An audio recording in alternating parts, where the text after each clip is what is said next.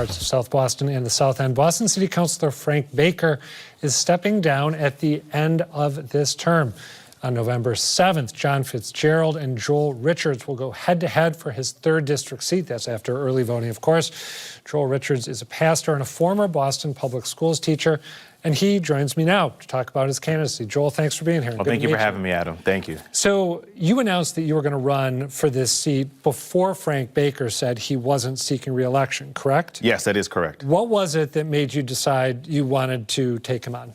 So, you know, the redistricting happened, and the problems that we're going through right now are urgent. You know, it doesn't look good to put on lit, but I'm suffering too, is usually like the things that I think about, right? Like when I think about the failing schools or the crumbling infrastructure around schools. I have 2 kids in 2 different schools with the same start time and different end time. And that is a common story among Boston parents. That is not a recipe to keep Bostonians in Boston. My friends are consistently leaving the city for 2 reasons, either because of the schools or because they can't find anything to buy in this city. My friend, one of my best friends in the world, just left the city this Saturday, right? It's left out of Savin Hill. Him and his fiance are both teachers, right? They got approved for $500,000, $500,000, and they could not find anything to buy in the city. I believe it, yeah. Right, so these are the issues that made me want to step up and actually jump in there and try to change the status quo. I think of Frank Baker as one of the most conservative members of the city council. I don't think I'm alone in that assessment. How do you define yourself ideologically? The work, right? I feel like a lot of times we try to put me like, am I this? Am I left? Am I right? Am I center? But I'm about the work. I'm about going to Mayor Wu and Mary Skipper and asking, what do I have to do to get a new school built on my side of town? We need a high school just like Fenway got a high school so that we know where our kids are going for 12 years, right? That's my ideology, right? Like, what does it take to unite parent groups, no matter what you believe nationally or what you believe theologically, because we all need a good school, correct? When it comes to housing, we want all neighbors to be able to stay here and afford to live in the city that they love. So I feel like if you want to put me in any box, put me about the work. Okay, I'm gonna ignore your advice just really briefly. Are you a member of the Democratic Socialists of America? Yes. Okay, just wanted to make sure I got that in there. What's the first piece of legislation that you'll file if you're elected? The first thing is to, okay, I'll say this. The first thing I want to do is actually move municipal funds, invite policy experts, housing experts into my office to help me write legislation that uses municipal funds to purchase the rundown houses, abandoned houses, and slumlord houses, and actually develop them for families. I want to get project managers on these projects to use smaller developers, local labor, right? People in this city that are right now not able to get into the real estate game because of the high margins, right? And actually use municipal funds to subsidize that and get local developers in on this so that we can have units that are 3, 4, and 500,000, right? Because we want to be able to keep our families in this city. A lot of people would be happy to have a chance to buy at that price, I know. I want to ask you about a couple votes that the council has taken recently. They voted just this past week to change the name of Faneuil Hall. It's not a done deal because the council doesn't have the authority to change that name, but they want to change it given Peter Faneuil's history as a owner of enslaved people and someone who trafficked in enslaved people. How would you have voted? I would have voted yes. But once again, I feel like this is an argument that's used to divide us, right? But I would have voted yes. Okay. And they also backed Mayor Wu's plan to sweep tents at Mass and Cass, which I think is going to be happening at the start of next week. Is that the right move? So it's a punitive move, right? And so it needs to happen because the people in the South End don't feel safe. They don't want to come out of their homes. They see people sitting on their stoops. Their kids are picking up needles. But only thing I would have added to that, instead of arguing about it, I would have added that we need to start hiring hundreds of social workers a year to mitigate our homeless factor, right? You don't get to Mass and Cass overnight. You don't end up on the streets from Monday to Tuesday. This is years and years of falling through the cracks. This is years and years of failing out of school. This is years of suffering with mental health, right? Or depression, or food loss, or rental, falling behind on your rent, right? So we don't have a system, right, a social structure to keep people off the street. So to simply clear the tents, they're going to come back or they're going to move to another neighborhood and it'll just be someone else's problem, right? I feel like the sweep, it has to happen, right? Like there's a public health crisis happening, but we're not talking about how we got here, right? We're just talking about downriver, how to solve it right now. But let's go upriver and see how we can prevent this problem from growing and then even shrink the problem over time, right? There's no quick answer to this. Let me ask you, I like the idea of preventive care there a lot, but one of the things that I've always heard is that a lot of the people who end up at Mass and Cass do not actually originally come from Boston. So how much of a help would it be to create a surge in social workers in the city if a lot of people are congregating there from other places? So we do need decentralized services, right? But if you don't start hiring the social workers, we can never have decentralized services. How would you have that? How would you spread it out to different places? And I feel like if Boston starts doing this and sets the trend of actually hiring hundreds of social workers, I think other cities will do it. I think the state public health will kick in, because social workers, you do get results. I fought for 6 years to get a social worker in every school in Boston, and we were able to accomplish that, right? And the change is monumental. It's a Band-Aid on a bullet hole. We need more social workers, more counselors, and more therapists, but this is a huge move in social justice, right? So if we actually start hiring the social workers, we'll mitigate the factor. And they're coming anyways, so to say like, oh, we shouldn't do this, right, doesn't really make sense. 2 super quick questions. Let's make this one the quickest. The governor has just proposed making it easier for municipalities to tax high-end real estate transactions to build affordable housing, the so-called transfer tax. Would you like to see that in Boston? Yes. Okay. Last question. We got about a minute and 20 seconds. You are a pastor. I'm curious, in the time we have left, how does your faith inform your approach to politics? Oh, very much, because it's about the work. The Bible says the harvest is plenty and the laborers are few, right?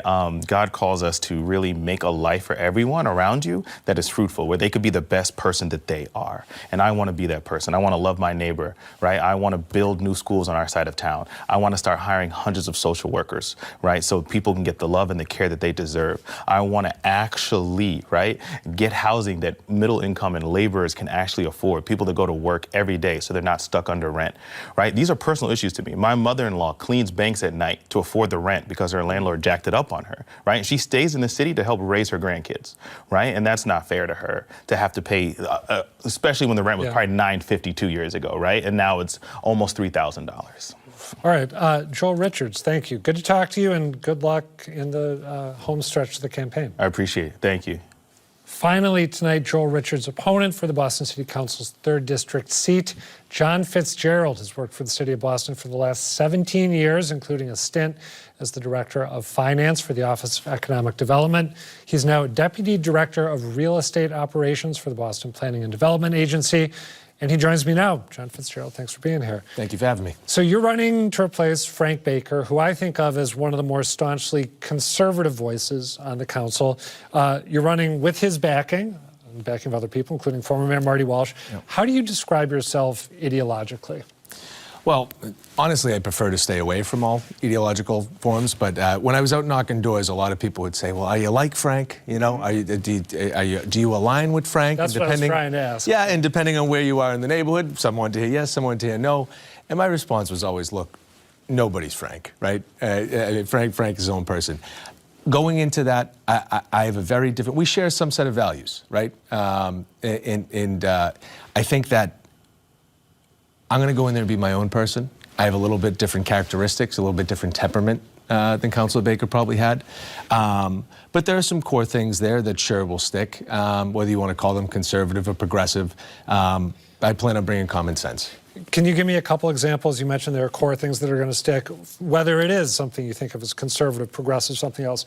Give me 1 or 2. Sure. I support our public safety officials, our police, our fire, right, EMTs. I think we should be doing more to support them, and because they're going to be needed in the future. And so we may have to make sure that they're trained appropriately, recruited appropriately, and they're the best in the nation now, but there's no reason that we can't get better. Okay. You are, as we mentioned, the Deputy Director of Real Estate Operations at the BPDA. Mayor Wu, who's been looking to, first she was going to abolish it, now she's trying to reform it. She has said she wants it to focus, the BPDA, where you work, on resilience, affordability, and equity. Those are her 3 lodestones, touchstones. Is that the right vision, do you think? Sure. No, I think those are all admirable goals. And as the Economic Development Agency for really the entire New England region, I think that is a worthwhile cause. I kind of stray away because I'm still currently working at the BPDA. Right. So I tend to sort of plead the fifth on those for now, because if I do not win this race and I have to go back to work, right, I still have to provide for my family. Makes it a little tricky. So I sort of, I apologize, but I sort of just say no comment on any BPDA related Okay, but broadly speaking, those priorities that she's outlined. Sure, it's great. And I think we can do them. And I don't necessarily think that the city, the BPDA has to be reformed or abolished in any way, but we can certainly work towards those goals with the tools we have now. If you're elected, what's the first piece of legislation you're going to file? So I've gotten this question a lot, and I say really it's a very selfish response, and it's that I would like to take all of Dorchester youth sports as a father of three, a 6-year-old, 4-year-old, and 2-year-old, right? And when you're making the schedule for every upcoming sports season, and the signups are at different times, and the fields are different, and you don't know when practices are yet, but you have to pay the dues and then all of a sudden the kid doesn't want to play soccer, but lacrosse is at the same time. Right. I would love to get all of Dorchester youth sports together, align it under one website where it can be streamlined into focusing, where you really can just have very intuitively pick where you want, and you know you can make your schedule, because half the time with the amount of kids sports that go on, just going through that experience, I'd love to streamline it. It is an intense experience. It can be an intense experience. I want to ask you about a couple of recent council votes. The council just voted or backed changing the name of Faneuil Hall. That doesn't mean the name has changed. Other stuff would need to happen. How would you have voted? So I think I would have voted in that if the vote was to, should we take up a committee to study the name change, right? Sure. Should we have a hearing? And now, but they've said, I mean, it's a vote saying we think it should be changed. Yeah, and I'm not sure that the city has the power to actually change the name itself, right? But I think if we want to look at who Mr. Faneuil was and what he did, and sort of who we're naming things after, you know, we're not looking to rewrite history here, right? There are things that folks are ashamed of, and that shouldn't happen, but it was a way of life back then. So you don't want to discourage or rewrite it, but at the same time, we have to look at who we're naming these things after. So a committee to study it, sure, we can take that step. But just to push it a little more, what they essentially said, I mean, it ended up becoming a vote. They aren't holding a hearing. It was just a vote on should we change the name. And 10 councilors said we should change it. Yeah. 3 said we shouldn't. Where would you have been? So I'd have to say, honestly, Faneuil Hall is not what it used to be. And it could be rebranded in itself anyway. And so I think that's a pretty good start. Okay. So that's you would have voted with the 10. Sure. Okay. Also, the council just okayed Mayor Wu's plan to sweep tents at Mass and Cass. Is that the right way to go? It's the first. It's a good step in the right direction, right? Is it the silver bullet solution? No. There's still a long way to go, and there's still a lot of things we have to do. But it is the first thing in the ordinances that are currently on the books, as well as in addition to the ordinance that was voted on Wednesday. It's a step in the right direction, but we need a lot more work to do. Governor Healey, as you know, when she unveiled her great big housing plan, she wants to make it easier for municipalities, including Boston, to tax high-end real estate to create affordable housing, transfer tax. Yeah. Is that a good idea for Boston? It depends what the threshold is. I think with the cost of homes topping $1 million more often than not, so you have the more families that are living here now to have to take on that tax when they're trying to build generational wealth, right, for their families and for their kids. I think $1 million almost includes too many people, and that's through no fault of the people that bought that house at whatever time they bought their house and the cost it was then, right? But you know, you don't want to hurt anyone from making a positive investment, whether it was 5 years ago or 50 years ago. So it depends what the threshold is, but I think $1 million right now might be too low and actually include too many people. Do you have a sense for the city of what a more appropriate threshold would be? $1.5 million, $2 million? Yeah, sure. We could. I mean, haven't studied the numbers as much, so but I would say probably $2 million. Okay. Right. Last question for you. We got about 50 seconds left. Yeah. You're getting enthusiastic backing from former Mayor Marty Walsh. Oh. Just how closely is he working with you and offering guidance and assistance as you seek this job? No, so he's offered to say, hey, you call me when you need me, right? And I've tried not to bother him. He's a busy man, right? Former Secretary of U.S. Labor, you know, now NHLPA president. So I say, you know what, that guy's probably got enough going on. I don't have to bother him with a city council race in Boston. But, you know, he's always been there to provide good support, good moral support. I should imagine he and your father were close. Yeah, they shared an office together at the State House for some time, sort of when Marty first came in to the House of Representatives and my father was there, yes. So that's sort of how the bond started, and he's looked after me in a way that I really appreciate, as he's done for countless people in the city of Boston. So. All right. John Fitzgerald, we got to leave it there. Good to meet you, and good luck down the home stretch on the trail. No, appreciate it. Thank you, Adam. That's it for tonight, but do come back next week, and please tell us what you think. The email